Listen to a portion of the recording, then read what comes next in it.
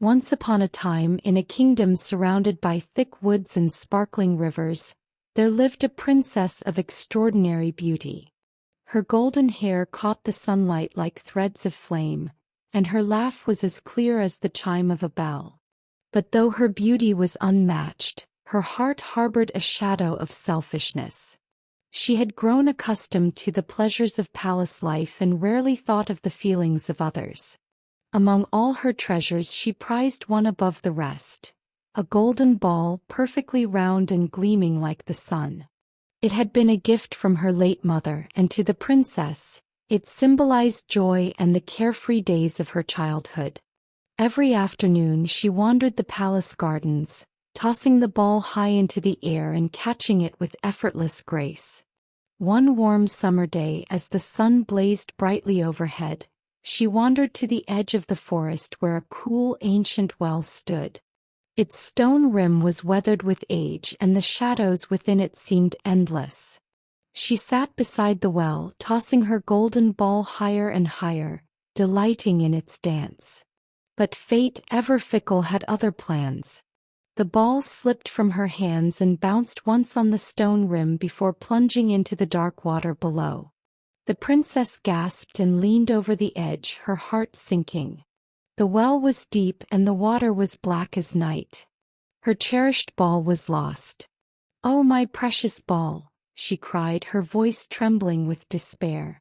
"What will I do without you? I would give anything, my jewels, my dresses, even my crown, to have you back."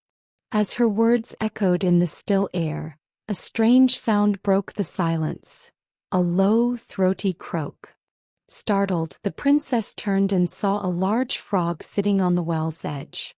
Its emerald skin glistened in the sunlight, and its wide, golden eyes studied her intently. "Why do you weep so, young princess?" the frog asked. Its voice was deep and resonant, far from what she had expected. The princess blinked in surprise. "A talking frog? How absurd!" "Perhaps," the frog replied, unperturbed. "But I can help you. If your sorrow is for that golden ball at the bottom of the well, I can fetch it for you." The princess's eyes lit up with hope. "You can? Oh, please, kind frog, do so, and I shall reward you richly. You may have my jewels, my silken gowns, even my crown." But the frog only chuckled. "I have no use for such things. My price is simple. Allow me to eat from your plate, drink from your cup, and sleep on your pillow." The princess hesitated, a shiver of revulsion creeping over her. The thought of sharing her meals and her bed with such a creature was unthinkable. Yet the thought of losing her golden ball forever was unbearable. "Very well," she said at last. "I promise." With a single leap, the frog vanished into the well. The princess leaned over the edge, her breath catching as she waited. Moments later, the frog emerged, holding the golden ball in its mouth. It placed the ball at her feet, its golden eyes gleaming with triumph. Overcome with relief, the princess snatched the ball and clutched it to her chest. "Thank you," she cried, but before the frog could reply, she turned and ran back to the castle, leaving it behind. That evening, as the sun dipped below the horizon and the palace bustled with the hum of supper, the princess dined in the grand hall with her father, the king. The air was warm and the golden glow of candlelight filled the room. But just as she raised her goblet to her lips, a strange sound echoed through the hall, a loud, unmistakable croak. The servants exchanged uneasy glances as the doors creaked open. There at the threshold sat the frog, its golden eyes fixed on the princess as it croaked, "Princess, open the door for me. Do you not remember your promise?" The princess froze, her face pale. Her father, the king, turned to her with a stern expression. "What is this?" he demanded. "What promise have you made?" Reluctantly, the princess recounted the events at the well. The king listened, his face grave. "A promise is a promise," he said firmly. "You must honor your word." Though her heart burned with humiliation, the princess allowed the frog into the hall. It hopped beside her and she had no choice but to lift it onto the table. The frog ate from her plate, its sticky tongue snapping up morsels of food. It drank from her goblet, leaving a wet trail behind. The princess's appetite vanished, her hands trembling with suppressed anger. After the meal, the frog croaked again. "Take me to your chamber, princess, that I may rest upon your pillow." Her anger flared, but her father's steady gaze left her no room to argue. She carried the frog upstairs, holding it at arm's length, and placed it on the farthest corner of her pillow. "Good night, princess," the frog croaked. But the princess could not sleep. The thought of the creature beside her filled her with fury and disgust.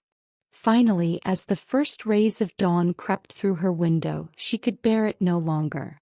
With a cry of rage, she seized the frog and hurled it against the wall with all her might. "Now leave me be, you horrid creature," she screamed. But the moment the frog struck the wall, a strange magic filled the room. The air shimmered with light and the frog's form began to change. Before the princess's astonished eyes, the creature transformed into a handsome young man with golden hair and kind eyes. "I am Prince Alaric," he said, his voice rich and calm. "A wicked sorceress cursed me to live as a frog until a princess kept her promise to me. Though you did so reluctantly, your actions have broken the spell." The princess stared, her anger melting into shame. "I treated you so poorly," she whispered. "Can you ever forgive me?" The prince smiled gently. "Let us leave the past behind, princess. Kindness often comes in unexpected forms, and lessons are best learned through trials." The next morning a grand carriage arrived, drawn by 8 white horses. Riding beside it was the prince's loyal servant, Iron Heinrich. When his master was cursed, Heinrich had bound his heart with iron bands to keep it from breaking.